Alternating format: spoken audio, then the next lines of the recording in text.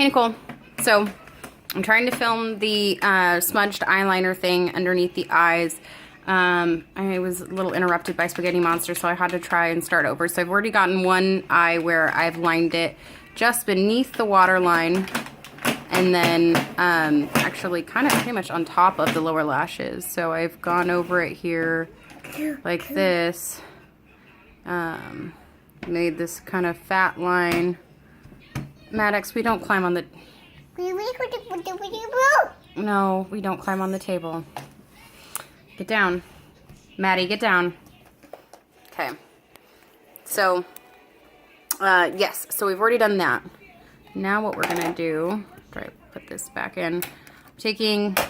This is eyeshadow. It's just a tiny eyeshadow palette from Ulta, I believe. Just a second here. Oh, never mind. She did it. Yay. Okay, can I have this? No, get down. Maddox. Oh, it's not safe. So I'm going to be using the blue from there. It's not the same blue that I have on top of my eyes, but it is kind of got more almost green tones to it, and I kind of like the way that looks. So we're going to use a short bristled brush. You can see the pigment on there. It's probably too much pigment.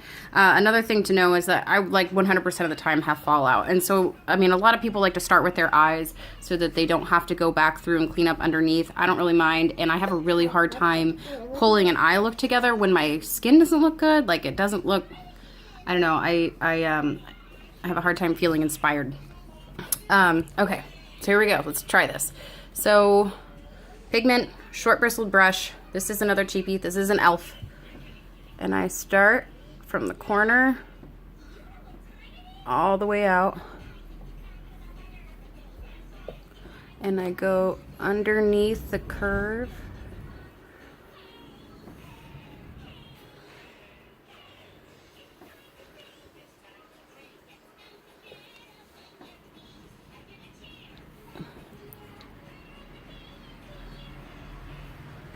So I make a nice fat line, and you can kind of see how it creates this huge defined look. So what I do, go back through, this is my contouring palette. Well, this is my Wet n Wild one that I use all the time. I used up pretty much all of my MAC. So I am going to be using my MAC contouring brush. I'm going to put some of the light color on there, and I'm going to sweep that just underneath.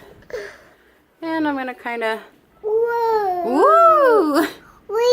There we go. Paying close attention to the inner area. I'm gonna have to double check this in a mirror. But you can see when I do that, it creates obviously a very defined eye, but also seems to open up the eyes because we've extended it all the way through where basically I can feel the bottom part of my eyeball. That's really gross sounding. I can feel the bottom part of my eyeball and where it's resting and where it changes into the nice smooth underneath your eye skin. And so that is how I do the smudge, and I just meet it up as much as possible with the corner of my wing liner, which isn't very good. We've talked about this. I'm not very good at wing liner, and if anybody has any tips, I am 100% open to them. I don't have the best products to work with sometimes, so I think today was better than most days just because the pen that Kat Von D has is great. But you can see the difference too. So if I were to just apply mascara here, you know, we have some pigment, but it definitely gives more drama. And I like doing this with neutrals too if I want my eyes to stand out. But I don't want to be so overwhelming or feel like I'm too glammed. You know what I mean? There's really no such thing as too glammed, but if you're going to the grocery store, sometimes you don't want all the looks. So, okay, hopefully that was helpful, and I will see you later.